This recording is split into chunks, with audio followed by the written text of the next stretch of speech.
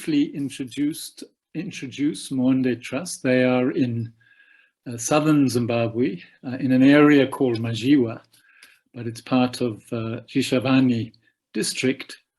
And Zephaniah Phiri, who Minnie mentioned, also came from Zimbabwe district. And I was fortunate to know him reasonably well from the early 90s. I mean, he started his work long before that. He started it in the pre-Zimbabwe independence days. He then moved to Mazvihwa and spent some years in Mazvihwa. And I'll leave it there because what they're going to do is give a little bit of that historical background, which I think is very interesting.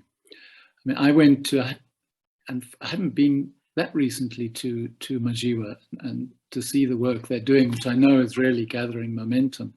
But I was there a few times, 2013, 2014, 2015 is probably the last time I was there. And I was amazed at how everybody was doing some water harvesting, catching water. And I think what impressed me, and they'll probably mention it as well, was I think with climate change, well, one thing, we need to get water in the ground. We need to hold water in the landscape. And that's what the water school is all about. Sharing efforts, community-driven efforts to do that. But with climate change and our rainfall becoming much more unpredictable, it's not, a lot of previously dams were built so that people could, here in Zimbabwe, so that they could irrigate and grow crops in the dry season. But what is increasingly needed is catching water to supplement the rainfall during the rainy season, to keep crops alive, because we've always had what we call mid-season droughts, but they seem to be getting worse. So within the middle of the rainy season, it'll suddenly stop and there'll be a long dry spell. And if you can catch amounts of water, and I was really impressed with the way they were doing this in Muonde, and I think it's going to become increasingly important with climate change. But that was just one impression from my side. Let me now hand over to colleagues from Muonde Trust. Alice is with us. She's not actually with them, and she had to come. There was an emergency, had to come to Harare. So welcome, Alice. Glad you can join us. But the presenters will be those who are in a sort of, it's quite a far-flung rural area in Mazvihwa where they have their small center. So it'll be Emmanuel who will present the historical side, and then he's going to hand over to Daniel to present the rest. I'll be sharing the screen. Let me do that now. And then at the end, if all goes well with this technology, we'll show you a little film, a WhatsApp film that they've made, which actually includes something with Zephaniah Phiri in it. He passed on a number of years ago, but it'll be nice to hear his voice again. So, Manuel and Daniel, it's over to you now. Just let me know when you want me to go on to the next page and I'll do that. So over to you. Oh, thank you so much, John.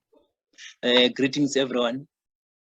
I think the title of our presentation is going to focus on history, the impact, how Muonde does its work, and the challenges we face and the future we dream of.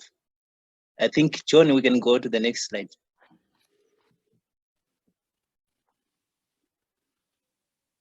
Can you see it? Yeah.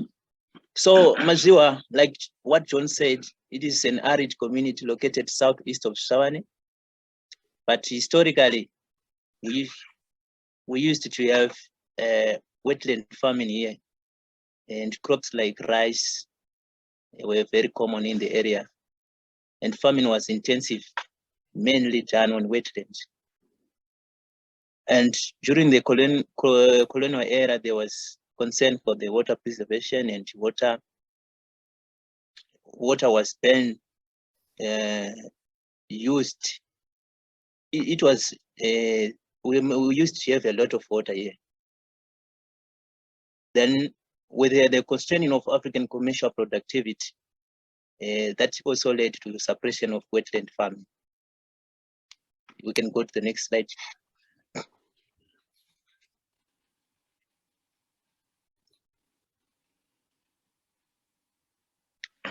All right, then there comes an era during colonial era where there was forced drain away controls or forced drain away ridges. So since we were receiving a lot of water, there was need to drain the water away from the field and to the drains.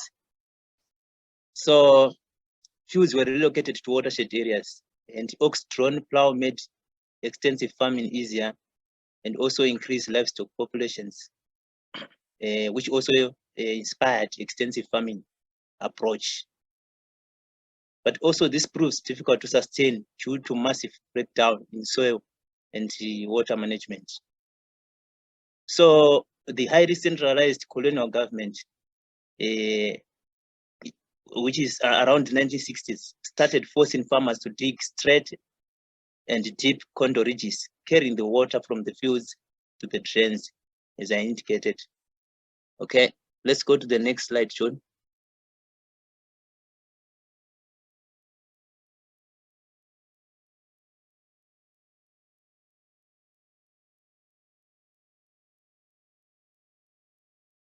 All right. It was Mr. Phiri who redeveloped approaches to wetland farming at his home in Msipani. Msipani is another area within Savannah district, but it is to the other side of Savannah, to the north. And his designs for pond and earthwork systems proved to be more effective in reducing runoff and soil erosion.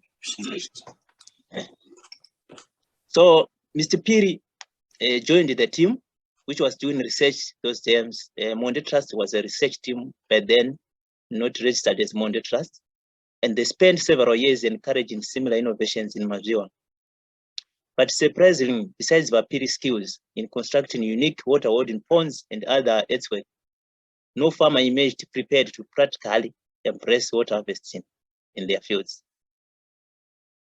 But it was in the early 90s when a similar innovator with similar structures was identified in Mazvihwa, and this guy was Mr. Banda. Okay, can go to the next slide, John.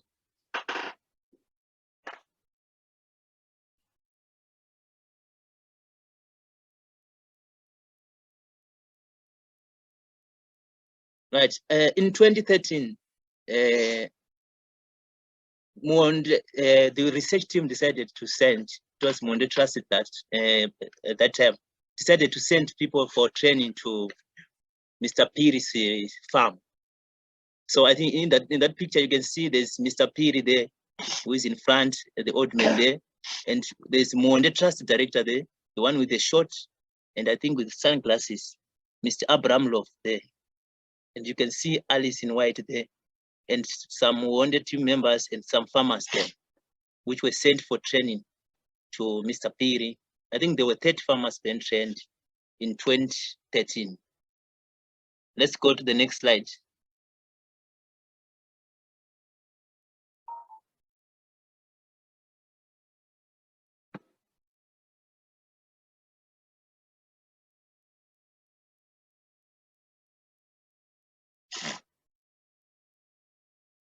Right, enter Muonde Trust. As I alluded to earlier, few people expect for Mr. Banda and some people like Boaz Mawar yet similar innovations. But Muonde Trust was surprised in the 2000s with the widespread of innovations. And I think this was inspired by economic meltdown, because you know Zimbabwe from the 2000s started to experience some economic hardships, and this, you know, they say necessity is the mother of invention. This drives local responsibility, local initiatives, and local innovations. Then this also coupled with climate change, because we started receiving very scarce rainfall by that time. And Mazvihwa was no longer receiving the amount of water. So it was a drought year, I think from the early 90s to the 2000s. It was drought after drought. So by 2010, there was rapid expansion of innovations of water harvesting, especially on the sand field. Then by 2013, people started to adopt the Phiri pits, the dead level condor ridges, and maybe 15% had ponds by that time. So you see, people were now starting to adopt what was being preached by Mr. Phiri before the 2000s. Then Muonde Trust registered, then started to do extensive farmer-to-farmer water harvesting trainings around Mazvihwa. Hundreds of dead level condor ridges and rainwater harvesting ponds were constructed by 2018. Muonde Trust, with the help from other external experts, managed to transform the livelihoods of local farmers. Then through a series of documented videos, locals, I think our videos, you can see them on Muonde Trust YouTube account, locals testifying the impact of training they get from Muonde Trust, and even the Muonde graduates testifying the impact of water harvesting training they get from Mr. Phiri. So the group which was sent to Mr. Phiri's farm was largely dominated by women, and even at Muonde Trust, our water harvesting officer is a woman. So we wanted them to force the spread of water harvesting structures and concepts in and around Mazvihwa. You can go to the next slide. Right. How Muonde does its work. This is how we do our work. We do farmer-to-farmer trainings. We do water harvesting demos and follow-ups. So a bit of explanation there. Farmer-to-farmer training is like we go to the field of each and every farmer within a cluster, and we train them how to use an airframe. I think you will see what is an airframe in the next pictures there. It's a modest tool we use to peg condos. Previously, there was the use of tumble level machines by the colonial, and even now the formal institutions, they use the machines. But we use a modest tool called airframe, which uses locally available resources. We can go to the next slide. Yeah, we do link and learn visits. Yeah, this is a very successful initiative we have seen over the years. We have even have people from Zambia, from Plumtree, coming to Mazvihwa to see what we do and how we do it. The way we peg our controls, the way we peg our ponds.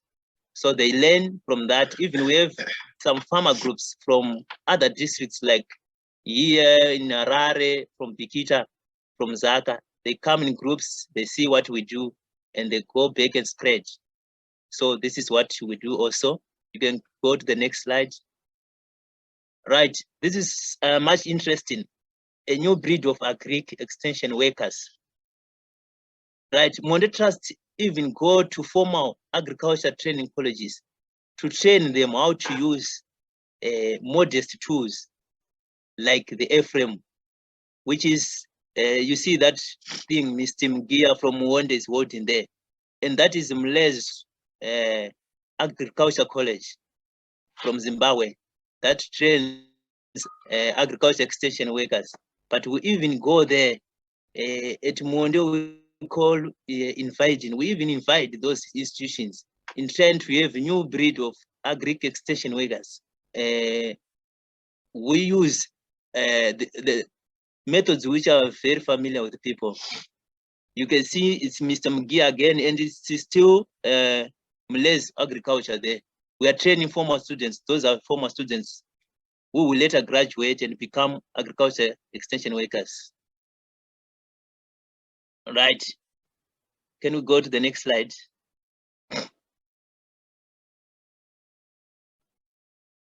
Right. Muonde also motivates its farmers through awarding.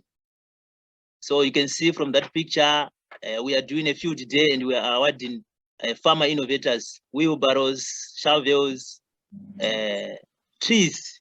You know, at Muonde also have the philosophy of encouraging the growing of trees.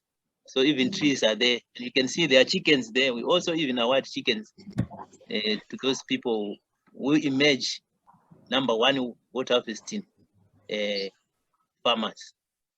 We can go to the next.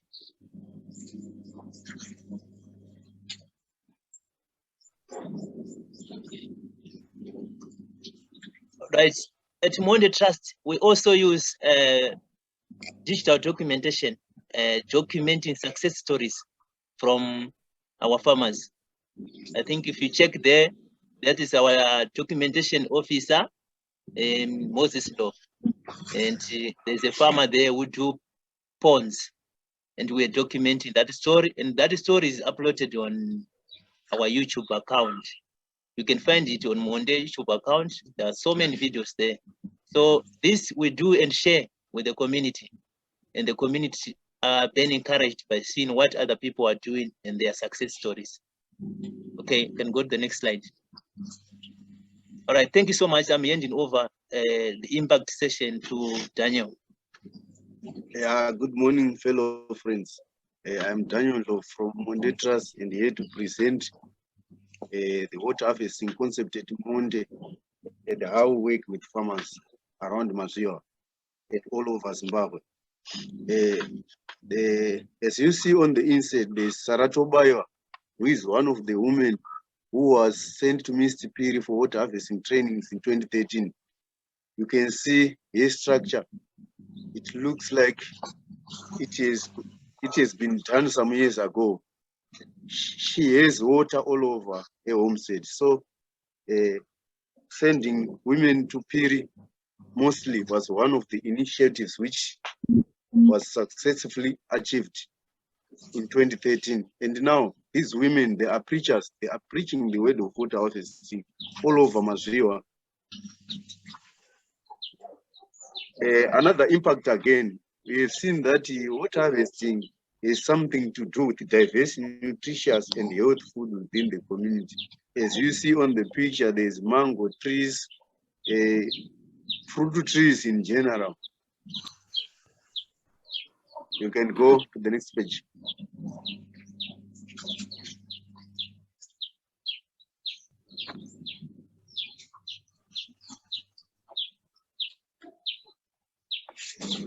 John, you can go to the next page. Yeah, one of the important nutrients is from the minor crops.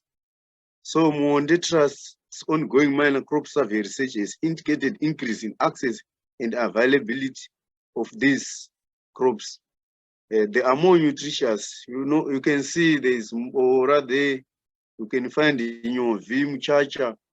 They are more nutritious, and they are believed to cater for protection against diseases. So it's one of the achievements that has been brought by this water harvesting concept. You can go to the next slide.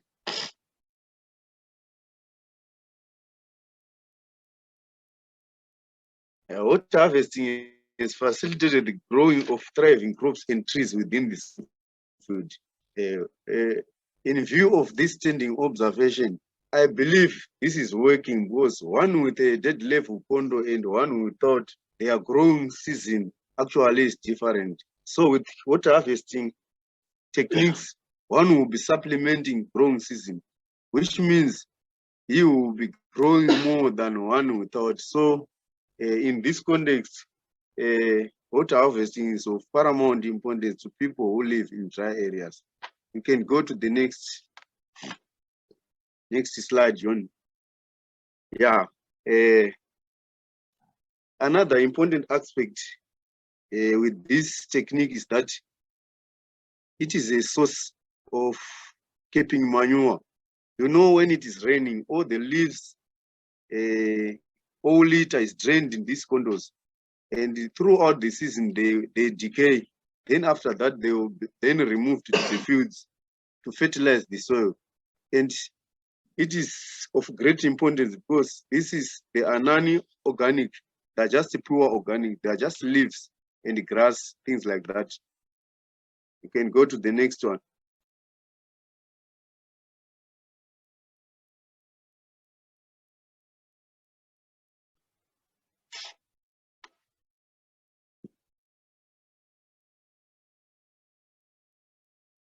Yeah, this is an example of a small pond, which is one of the techniques Muonde is using. If you see those stones that are lined following the direction where the dam source is, those we call them sand traps. They are there to bind the soil. So it is only water that will be collected in the dam rather than collecting water in the sand, so that it might get up with, it might get up not holding more water. So with these stones, the pond can stay for a longer period without sand inside and only water, so it can work for a long time, supplementing the dry season again. You can go ahead.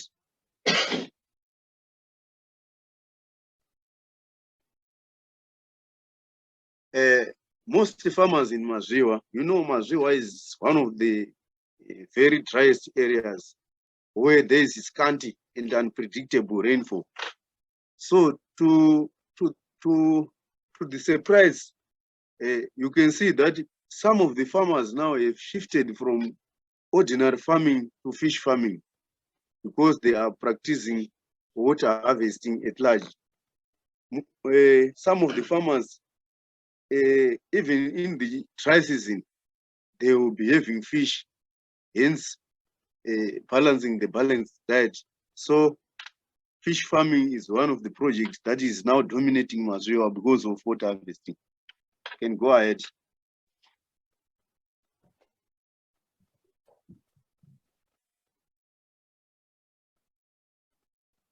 Yeah, as you see, you can see green vegetable all over.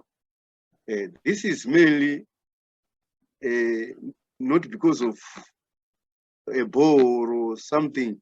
It is only the dead level condor and the small ponds which are used by rural community people to irrigate their fields. So they will be improving their health and well-being of the people in general. The next slide.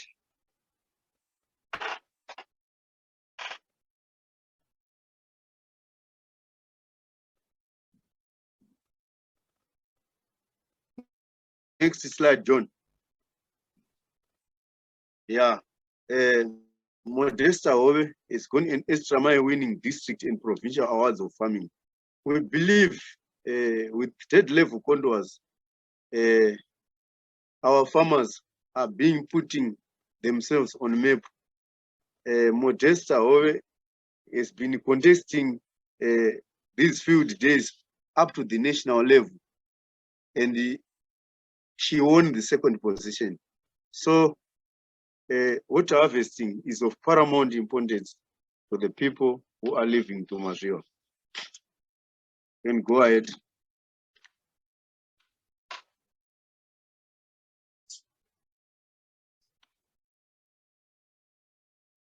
Yeah, here's our future. With more public funding and support, we envision a future where our land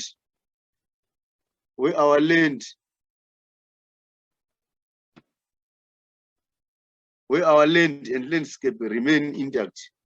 If it happens that public funding will be available, I think Muonde can go even to other countries who are sharing the marginal challenges like we are facing, to go and preach and also give them some practical lesson of how to make an airframe, how to peg a condor, things like that.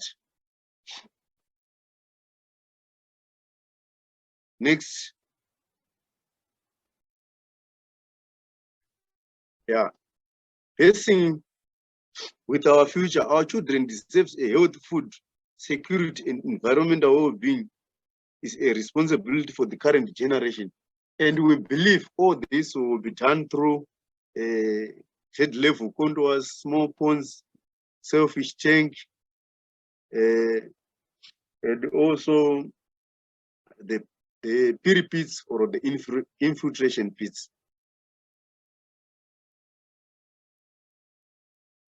Next slide.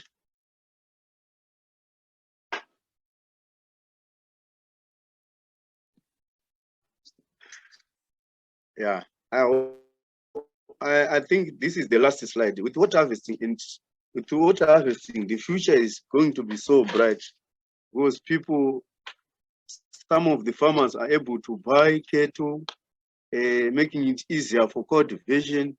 Some of the farmers are able to send their children to school, even up to the university level through farming. I've got a life story of a farmer who managed to pay lobola using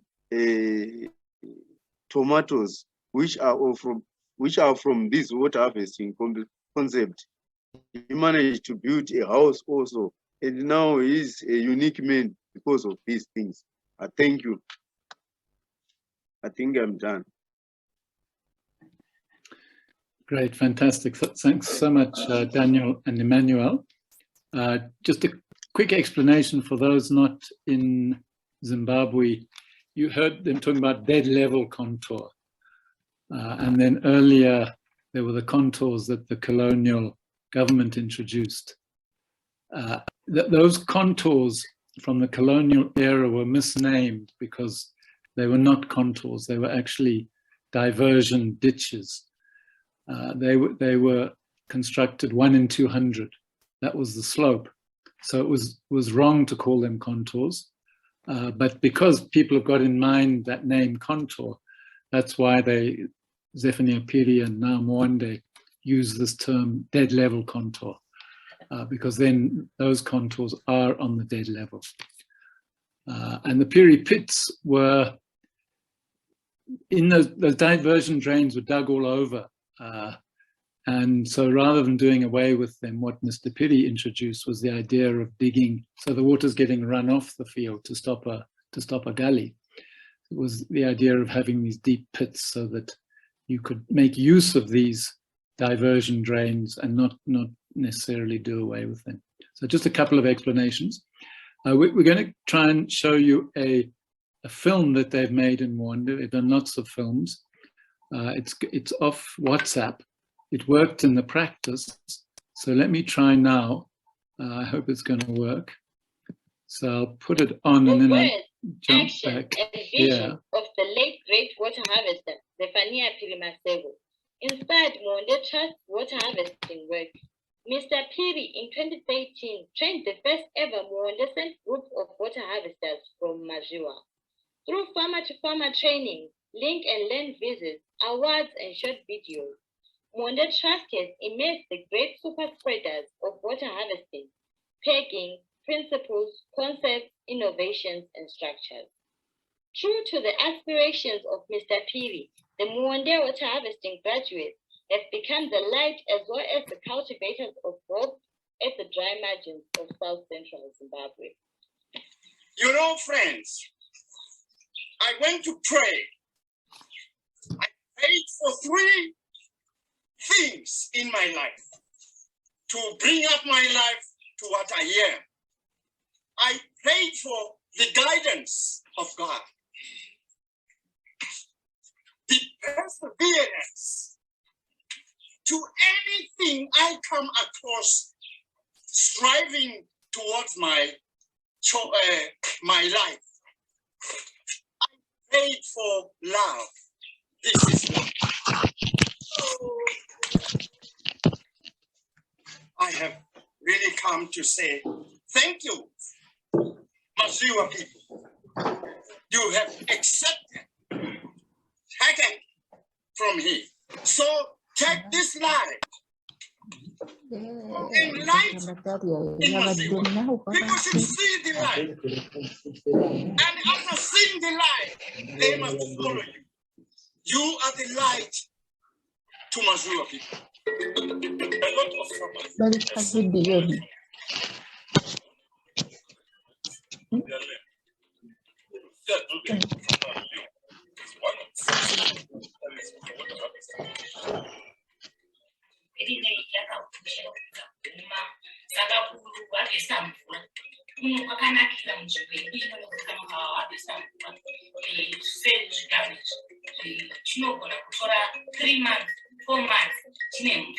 Well-fed and laid out household rainwater harvesting ponds are increasing smallholder farmers' productivity and incomes in Mazvihwa.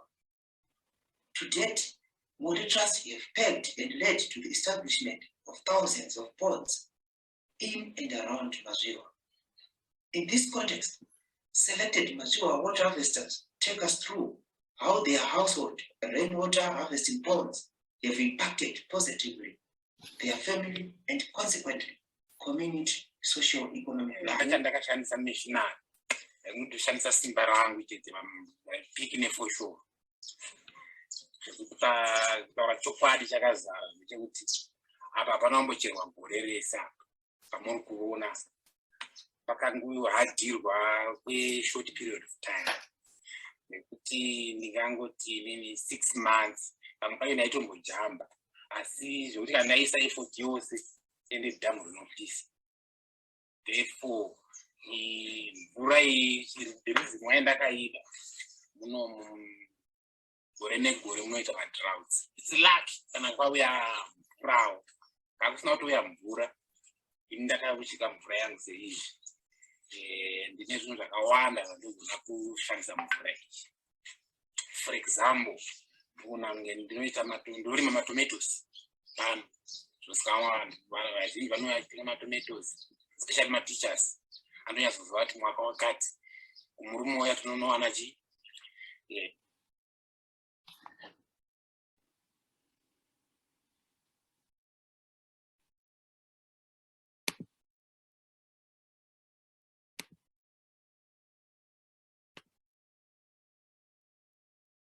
Okay, so I think that was where the video, they stopped the video for this sharing here.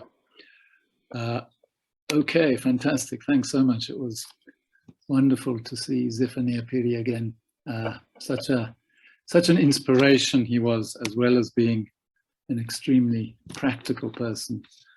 And at his own home, he had an amazingly sophisticated water harvesting system. Wonderful. Thank you so much to colleagues from Muonde. It's difficult when you're doing so much to choose what to share. I think with the presentation and with that little video, we've certainly got a small taste of what you're doing in Muonde. And it's fantastic. So now we'll open it up to questions. And I think there are a few in the chat. So I think between Minnie and I, we can start with those perhaps. Yes, okay. The first one I think was from Zachary. It seems the soil in Muonde is sandy soil. We have the same soil in Tharaka, Kenya. How do you make this soil productive? Big question from Zachary. I don't know if you want to talk about the different soils in Mazvihwa, Emmanuel, because it is partly sandfelt, but I think you have other soils.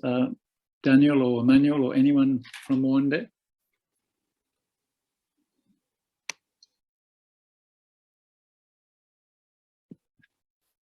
Muonde, you need to unmute.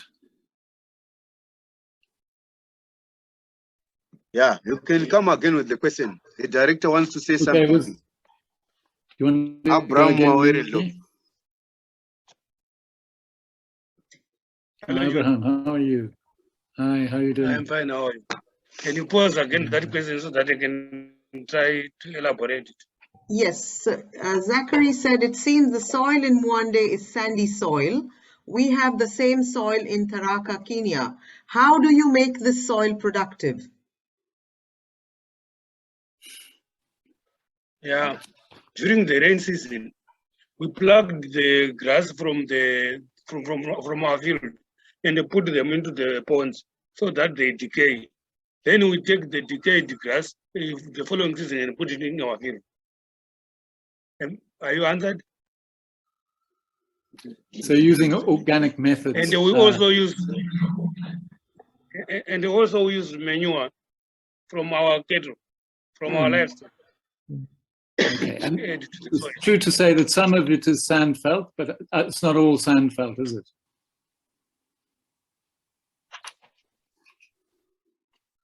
Yeah, since we are living in the sand soils, we know how to treat the sand soil in the sense that we also use our livestock droppings as manure to add to the sandy soils, and we also use a decayed material from which we take from our ponds, because during the rain season we put grass into the water, then it decays, and then we dig that grass during the planting season and put it as manure to add to raise the pH, so that.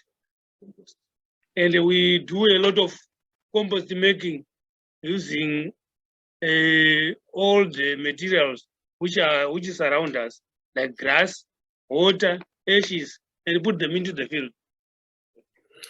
Great, thanks a lot for that. Another question, Minnie?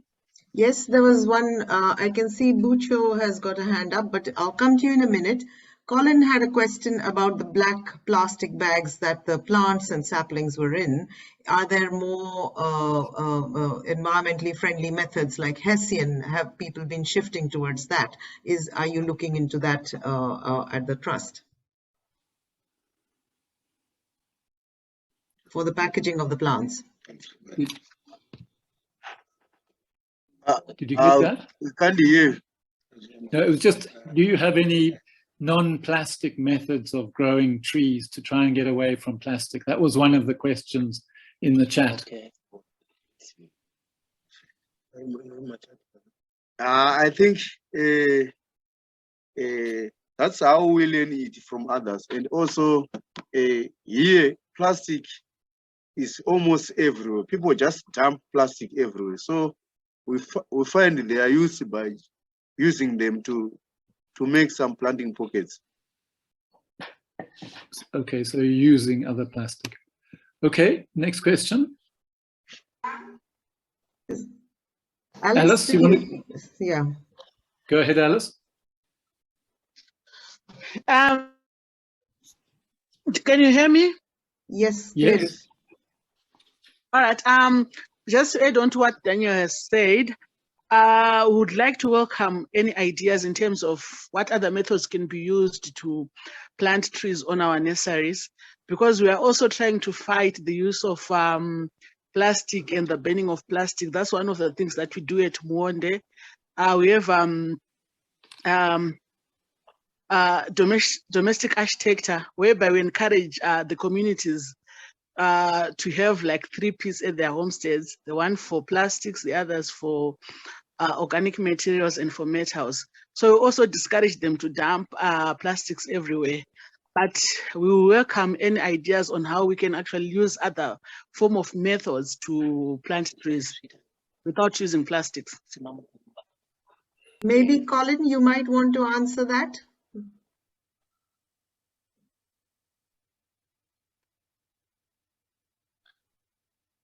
Colin, would you like to?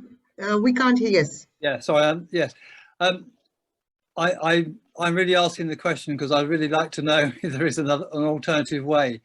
We're very conscious of the amount of plastic that is used, and so yeah, really looking for another solution that is less environmentally damaging. Right. So I mean, I could make an attempt. Yeah, please. Thank you. Some of the work that I've seen, and that was a good suggestion, Hessian, instead of plastic, that you're using local jute or Hessian bags instead of plastic. I think a lot depends on the availability of the source. But one other thing that I've seen often here now in the UK as well, but also in India, is using the waste of the coconut tree and the coconut fruit. You know, so you actually grow the sapling saplings in that, and you don't need to take them out, you just put them directly into the ground. So there are different ideas that are being experimented with, and actually more than experimented with, but a lot depends on the availability of that locally. So I don't know what's available around in Zimbabwe, but I'm sure this thinking is beginning that can we do away with plastic, unnecessary plastic, especially in these kind of areas. Anybody else has a thought and would like to add? Please do raise your hand or unmute yourself. Hello. Good evening, good afternoon, everybody. This is. You muted yourself, Sam, by mistake. Sam, you muted. Yeah, go ahead. Yes. I think what I've actually, first of all, I want to appreciate really these people. They are doing great work, and I'm trying to think. I think all along we've been really trying to have good examples in very dry areas, but also I would love to see how are these people in wet areas like Uganda trying to work with water, because people think that there is water, there is a lot of rain, but sometimes you find after short dry spell, the plants are drying. So I think I would be very happy if there would be somebody who could actually give us some good examples of how can we really retain this water, a lot of water which actually rains and then is taken out of the swamp. That is one thing which I would love to see. But actually, I'm very excited to see that since we started this water school, I think here at least we've been exploring, and I know, God willing, within maybe 1 year, we'll be having something to show about what we have been learning from this water school. We are actually seeing something coming up, but we cannot unfold it at this time. The last one, I'm talking about how the best way to propagate seedlings without using plastic. Actually, what I've found here, self-seeding is more and more successful than having these seedlings, put them in the nursery and then start looking after them. I've found out that if we, for example, where you are going to put your seed, you just maybe make a ball of the seed and you put it there. The seeds will come out nicely, and you find out that you are spending very, very little time to take care of the seedling, but where the seedlings grow is really amazing. That's what I've found out. So I think we can encourage direct sowing, or sometimes which I call self-seeding, but you can also have direct seeding whereby you put these different seeds in their good positions, and I think this could help us to really reduce on the use of plastic. Thank you very much. Thank you. Daniel, you have your hand raised. Did you want to say something? Yes. I think the other method is like what someone was saying. Here we have got some farmers, some innovators here who are using the method of digging a very big hole, which is around 5 meters or 10 meters long. Then they put manure there, which acts like compost. Then it also needs the availability of water. You make those things you put there, the rubbish decay. Then you plant your trees in those walls. So we have someone like Yen Samfundu, who is also part of Muonde Trust. He now has 300 trees from that wall. So we go there when we want the trees to buy from him. We just take his shovel and take the tree and give you. So it's just direct seeding. Let's create your compost, but there's also availability need of water there. You need to harvest water to have that thing to make it decay even off the rain season, and even to plant off rain season, you need to have water, you need to have land. Thank you. There are some questions coming in about the level and about the structures themselves. But before that, I want to ask Bucho. His hand, your hand has been up for quite a while. Can you unmute yourself, Bucho, and ask your question?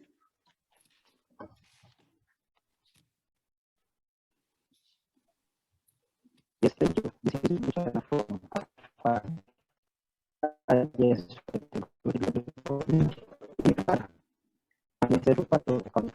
Unfortunately, your voice is not very coming through clearly. Bucho, we're not hearing you. We're not hearing you. Maybe you could put your question in the chat. Sorry about that. We can't hear. We can't hear. Bucho, maybe put your question in the chat, as John is saying. In the meantime, there is a question from Joseph. Is this only done in places where the land level supports the storage of water? What about hilly areas? Do you have experience with such areas? And another question, how long do you take to dig these ponds, and the maintenance? Do women do it by themselves? Yeah, on hilly areas, we just use an A-frame. Everywhere you can make water harvesting structures, but we will be guided by an A-frame. That is a tool that is being used. That A-frame will tell you where the structures will go or what will be they going to be like. And also the second question was, How long did it take? Yeah, it depends. The how long part depends. Here, farmers work in groups. Maybe a group of 10 to 20. So they can take 2 days to 3 days.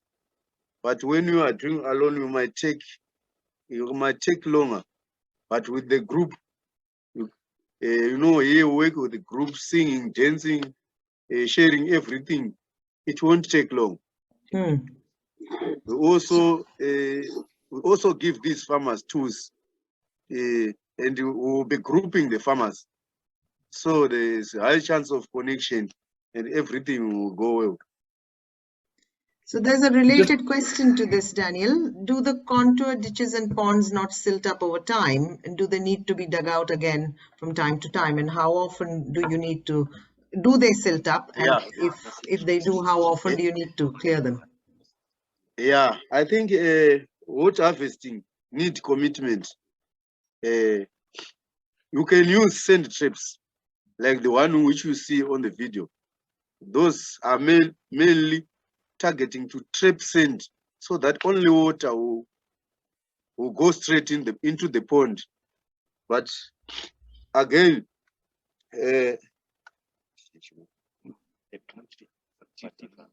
we plant grass like vetiver, banana grass, so as to bind the soil again, not to allow soil to be carried into the pond. And also the maintenance thing, need to be done regularly so that the structure will remain perfect. And also when doing maintenance, we will be taking the decayed material, putting it back into the field for fertility purposes.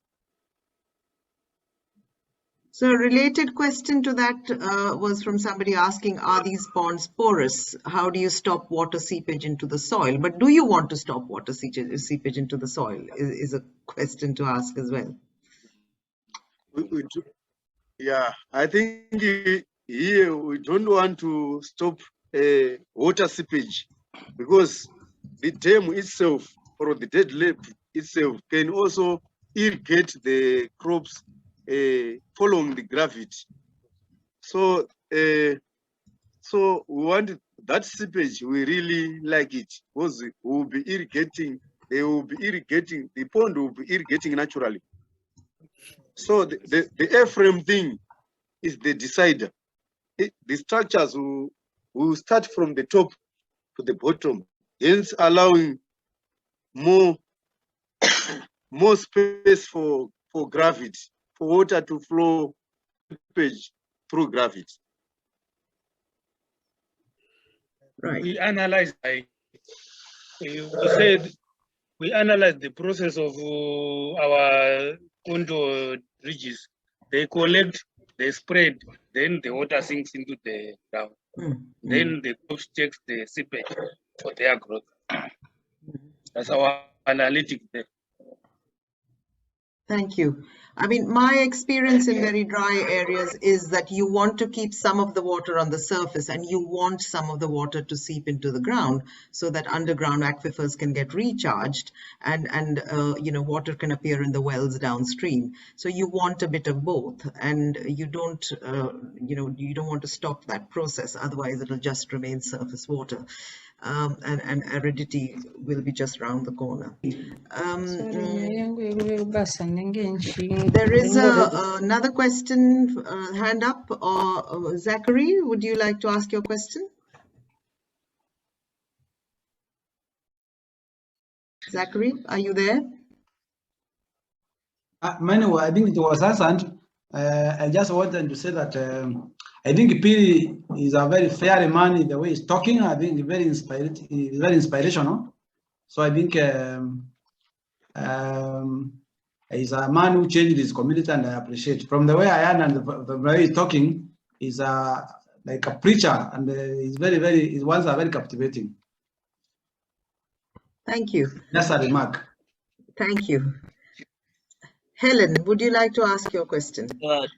Thank you so much. Thank you very much. And this has been a very, very interesting conversation.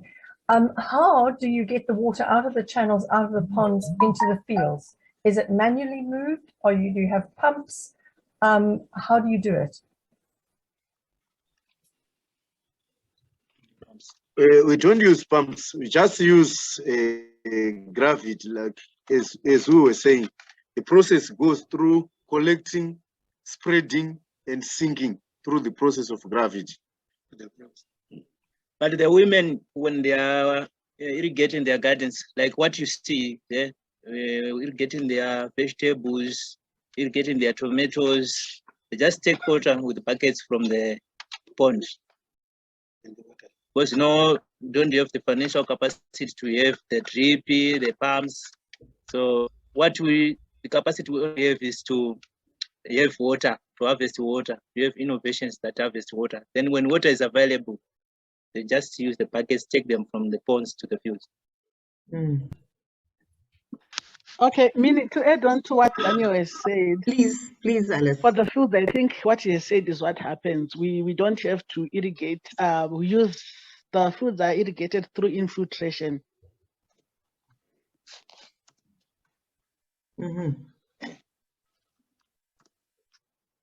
Thank you. Thank you. Anybody else has a question related to what you've just seen? Well, I think just to what I saw when I went was just the point I made at the beginning is also just to keep crops alive during those dry spells, because those dry spells in the rainy season are becoming a real threat, and they seem to be increasing. So having these little storage of ponds, many of which won't. There was a question in the chat about will it last through to the next dry season? Our dry season is 7 months, so many of those ponds won't last through till the next season, but they're very useful to keep crops alive during the dry spells during the rainy season. And then people are doing that with what I saw with buckets and watering cans and so on.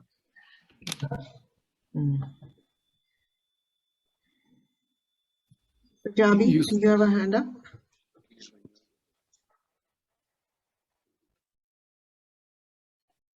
You have to unmute, yes. We can't hear you.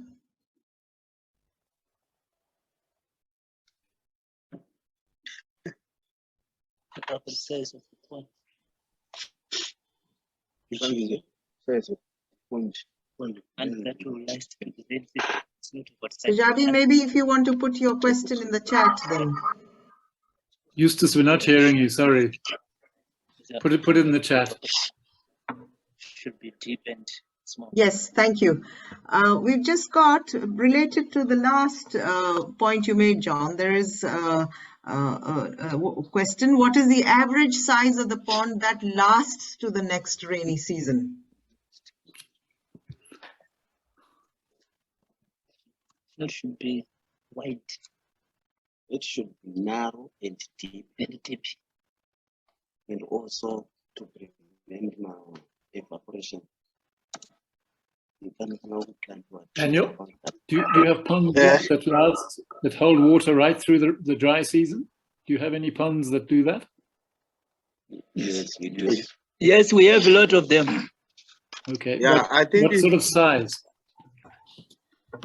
I think these small ponds should be narrow and also deep.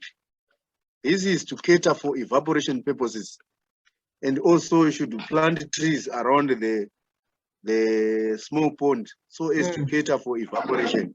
Yes. And also the issue of keeping water up to the rainy season depends with the type of soil.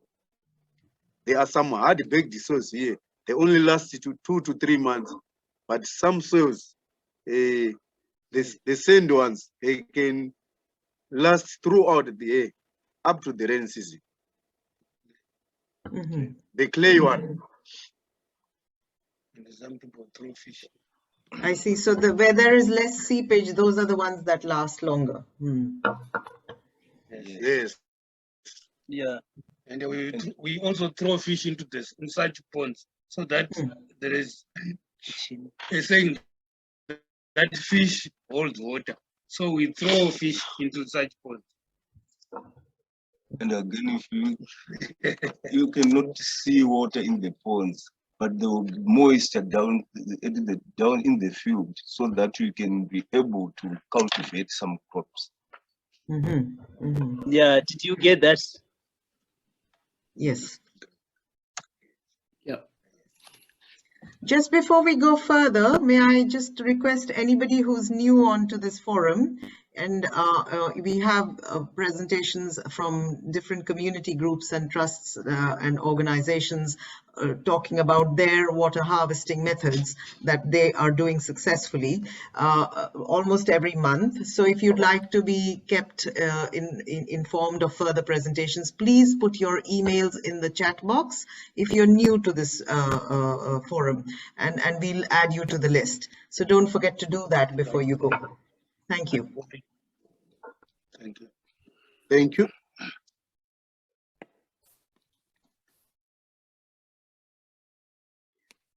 So I'd like to say Another something question. about, sorry, Daniel, please. Yeah, you can go ahead.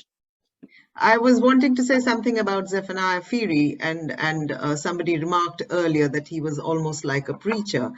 And actually, it's true. You have to be that visionary, and you have to completely be zealous almost in talking about that successful method of water harvesting to your community to really get them to do the work. And we've seen that without that, communities can often lapse into apathy and think, oh, my lot is so bad and I don't have any water. But you have to really, really do the work.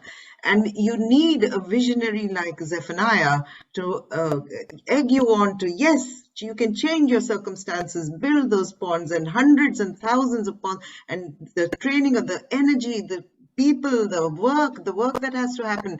It was phenomenal. Just even seeing a few of the videos of Zephaniah, you feel charged. I felt charged, like I wish I could go out and build the ponds outside. Unfortunately, of course, we've got lots in England, but we try and do that across the world. And that's that learning that we want the water school to enable, that people like Zephaniah have left behind.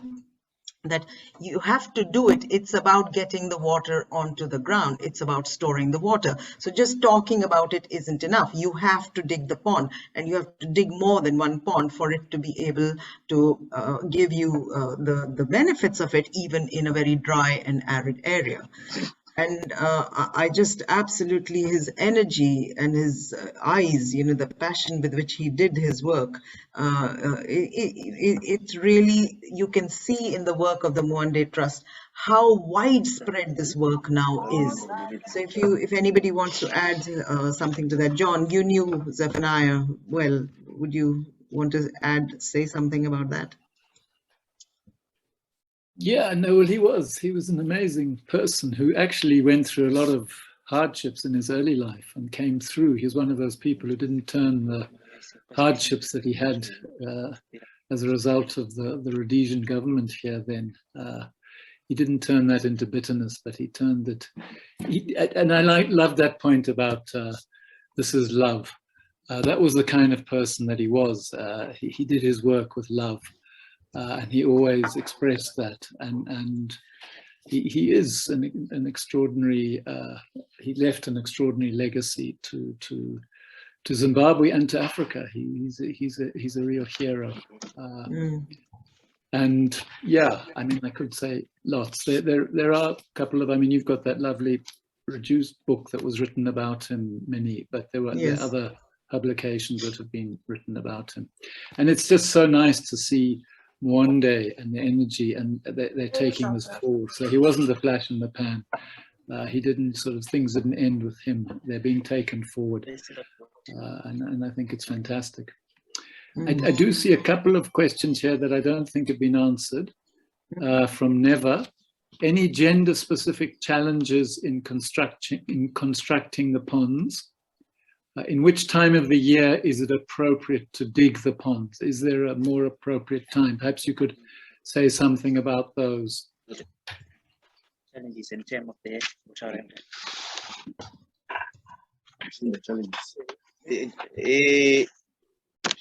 I'm at Nomo Chirindira, Muonde Trust too. We have got some challenges, especially we normally face when digging condos. We are living right on the belt of Great Dike here. So basically, we have got women only. Most of the men, they go to dig gold along the rivers. So it's another challenge we used to face. Then we've got also financial constraints, which we are normally facing here at Muonde Trust. So we need a sort of a help in terms of finance for us to progress in our helping people to peg condos, especially our officers to go and peg condos. And also, basically, during the dry season is the appropriate time we used to peg our condos, to prepare the condos, but they need to be monitored, especially when the rains come.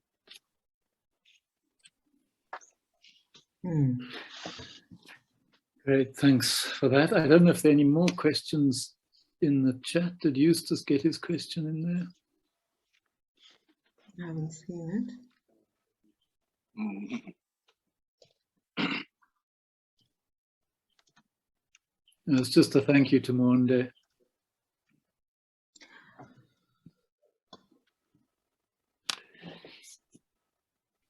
Now, that's an interesting point from Rosalind.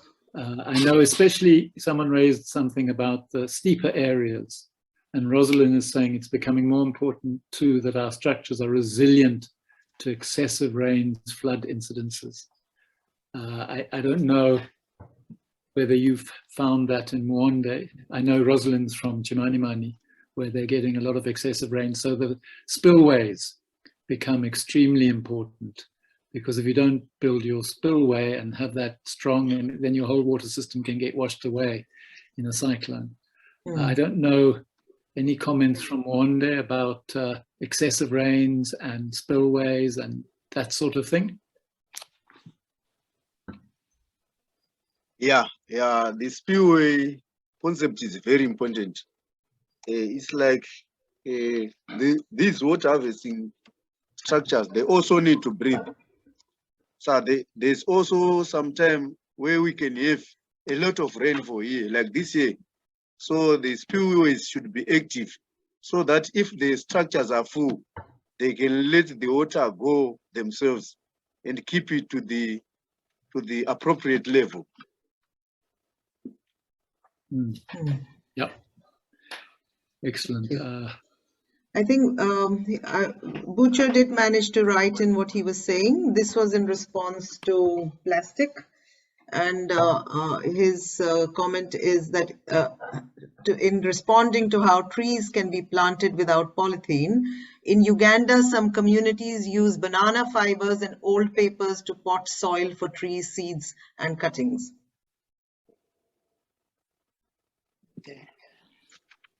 Thank you, Yeah, I mean, Butcher, for that.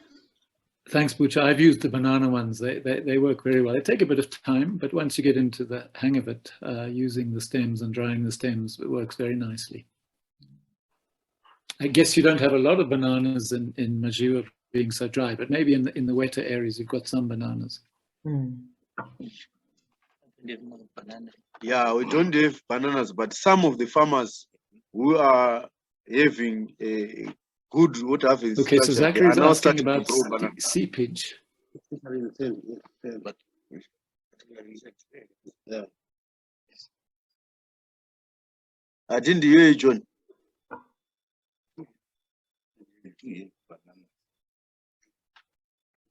There was a question from Zachary about seepage. If the John. water seepage in the pond is high, the pond or the water pan will not hold water for long. They will dry up. How do we reduce water seepage?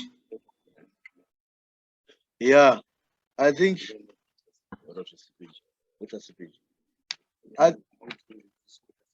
I think we can add clay so that the seepage would be a bit slower.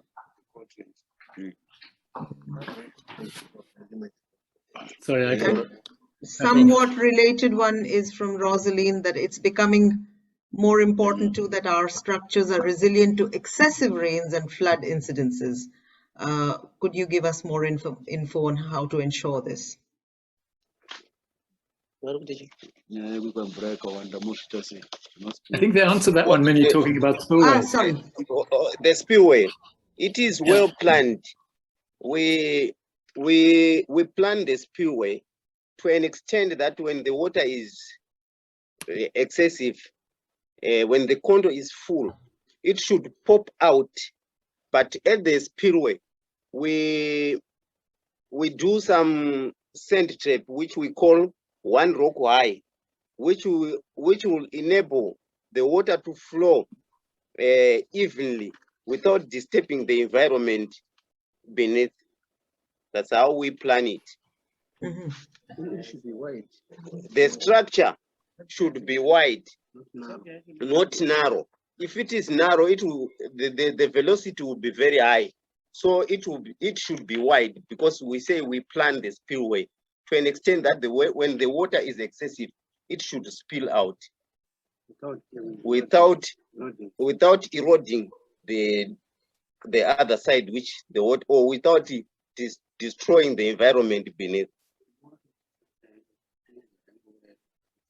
I mean, I think I just... And also, the water pops out. It does not flow out. It pops out from the contour. So that's why we are saying we planned it.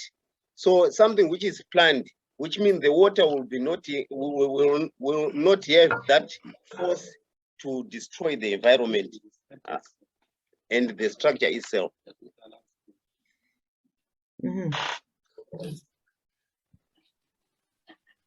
Yeah, I think the point that's also coming through here is that what we're getting here in this presentation is only a taste of the work they're doing. I mean, there's a lot of planning, a lot of different details, a lot of different techniques that they use. They learned a lot of those from Zephaniah Phiri, but they've also been adding. So there's all sorts of little details. I would urge anyone from Zimbabwe, definitely, but even neighboring countries, you would do very well to go and visit Mazvihwa if you're interested in water harvesting. Of course, further north it's difficult. Brilliant, John. Well, I think it's Any more questions, comments before we bring it to an end? Yeah, I think also this water harvesting, these water harvesting techniques, they need more like practical, not theoretical. People have to see so that they will believe. So they need to see what we are doing, and then they can go and do for themselves. The practical part is really needed. Good point. So we are welcoming people to see our work so that you can train them. They can see. We know that old people usually see by doing. If we train them and they will do it, then they will learn more, and then they can grasp the knowledge through that way. Absolutely. When you believe what your eyes see, if once an arid land is now lush and green because of rainwater harvesting, then you're a total, you know it works.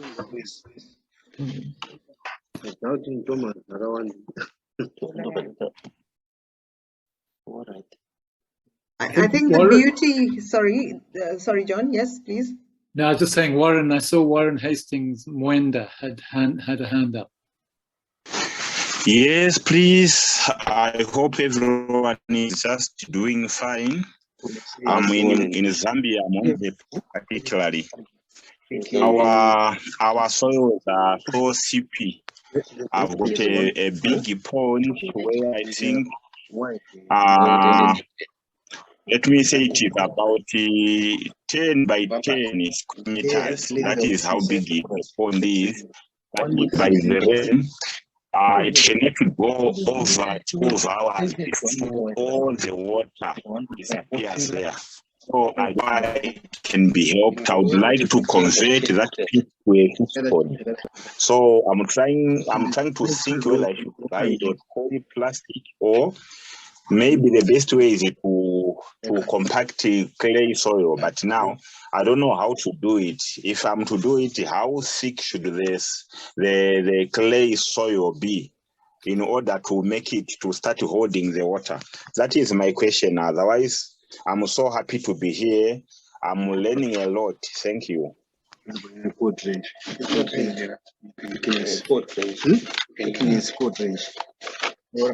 You dig about 1.5 meters down, and it should be 1 meter wide. Then you mix the clay soil with water and fill up the coat range. Then you put your hole on top of that coat range. I think that's all. You do it by ramming. When they put it, but you put in ram so that the soil come back to the impact, and then you build the wall up on top of the coat range.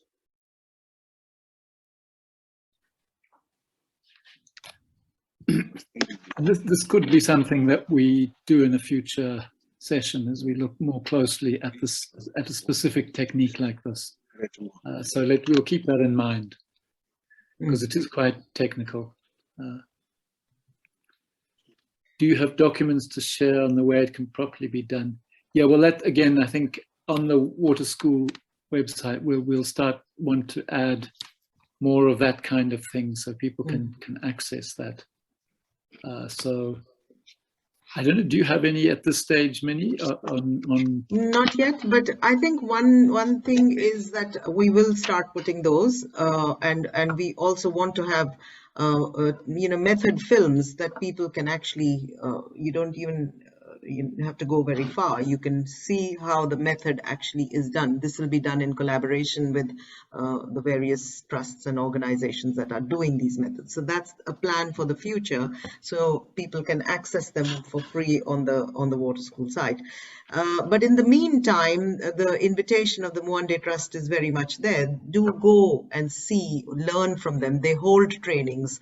They have, you can visit them, or I don't know their schedule, but you can be in touch with them and find out when they have a training and perhaps be part of that if you want to learn how they actually do it in situ in their place. And they've done this hundreds of times. The ponds, the kind of the A-frames, they've built hundreds of them, and they've trained hundreds of farmers. So it's already a resource for you to plug into as and when you need.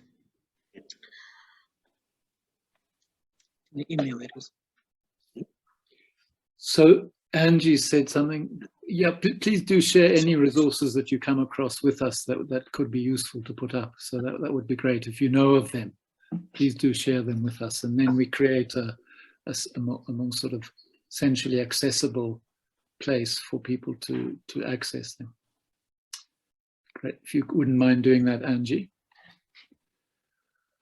Okay. Some of the resources they are available on our website. I think if you check our website, I think we add it in the chat. Please the do. Website Please do. link we add. Yeah, because there are newsletters there. There are some guides there.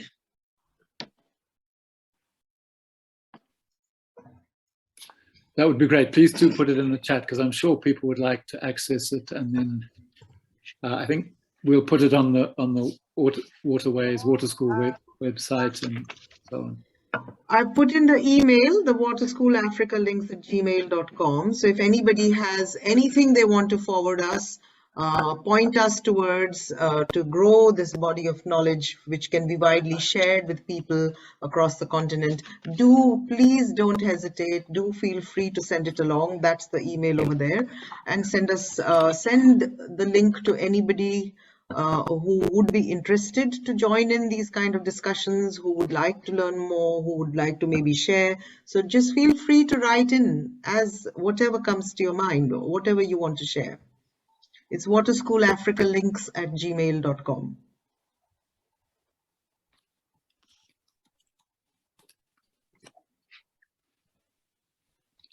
So Zachary, yeah, just repeating what I said in the chat, have a look on the Muonde website, Zachary. I think you'll see they've done quite a lot of videos.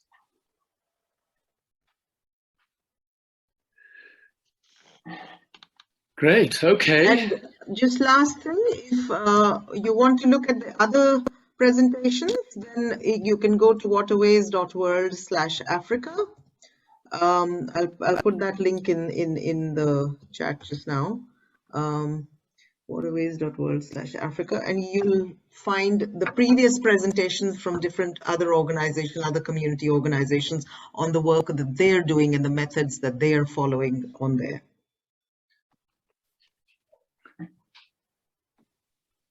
Great. Okay. Well, I think we said up to an hour and a half, and other people have got things to go and do. Thank you very much for joining us, and a huge big thank you to all of you from Muonde, those who are there in Muonde, and Alice, who isn't there but has been with us and is very much part of the Muonde team.